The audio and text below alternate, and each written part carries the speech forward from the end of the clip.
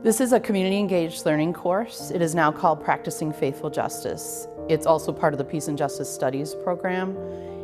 What we aim to do is make it as experiential and transformative as possible. Hello, Diana. May the peace of our Lord be with you.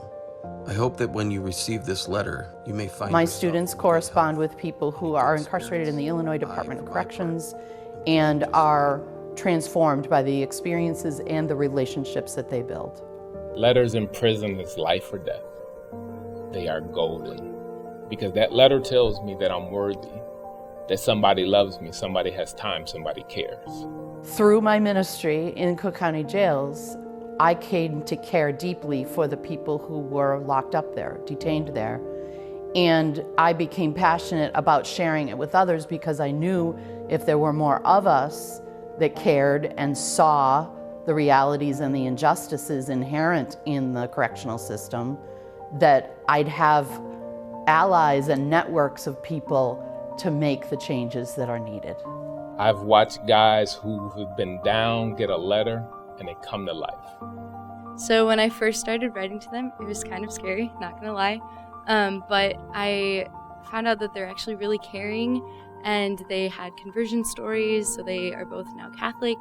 And we write about all sorts of things like their experiences inside. The quietest time in prison is during mail call, because every single person is hoping that their name get called. And when that officer walks by your cell and he doesn't say your name, you immediately go inward. And the only socially acceptable emotion in prison is anger. That's what you're taught when you get there. And so naturally, you don't express your hurt when you're hurting. The only thing you do is you lash out with anger. Through the course of the semester and through peace circles that we use to reflect, bit by bit, I watch them come to recognize the humanity, the gifts, the assets, the beauty of people who are locked up, despite the fact that some of them have done things that we would all deem really troubling, that the human aspect of those individuals becomes really clear to my students over the course of building relationship through the letters, through visits from people who come to class who used to be incarcerated.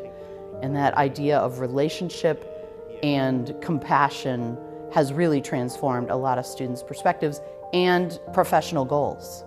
What I've gotten out of the class the most is just being able to provide a reminder for them that they're human beings, because our system has just failed them so immensely that they need somebody that's supporting them, no matter what their story, no matter what their charges, they're still human beings, and we all make mistakes, and that's something we really focus on in this class. I had a full ride scholarship to play football when I got locked up. And I went down to the police station myself because they said, hey, we want to ask him some questions about a case that just happened. And I walked into there at 17, and I didn't come out of that county jail until I was 41 years old.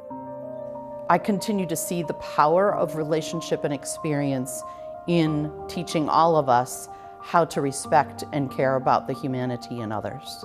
I was given life without the possibility of parole. I wrote thousands of letters asking for help.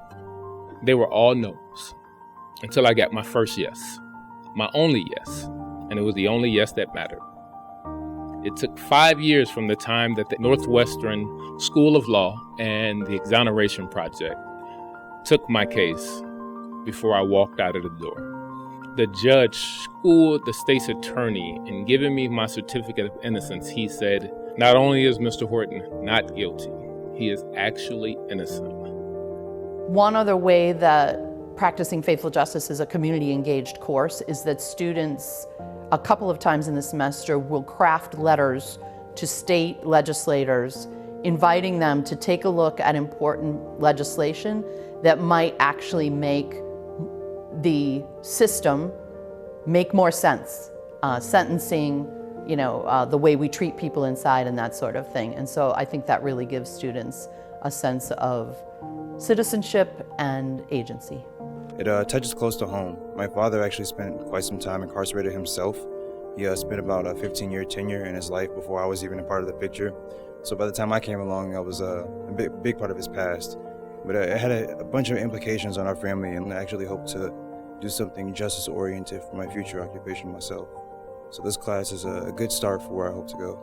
We form community in that classroom. And I think that is absolutely essential for people to recognize that we are also in community with people we can't even see, like those behind the walls of prisons. And they care about their classmates too. And so I just feel like that has ripple effects for how they come to be able to see other members of the human family. We all been invisible. We've all been told that we were worthless and that we were nothing. And now guess what? They're working to change the justice system. And every day we're working to just the same system in my county that threw me away and told me that I deserve to die in prison calls me now when a guy gets out of prison who's having a problem adjusting. But guess what?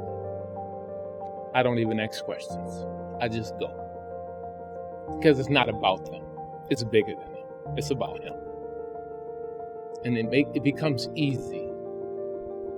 When they tell you you're nothing, you show them that not only am I something, that stranger to me is somebody as well. I live a life of trying to see people now. And that's what I'm dedicated to, seeing people.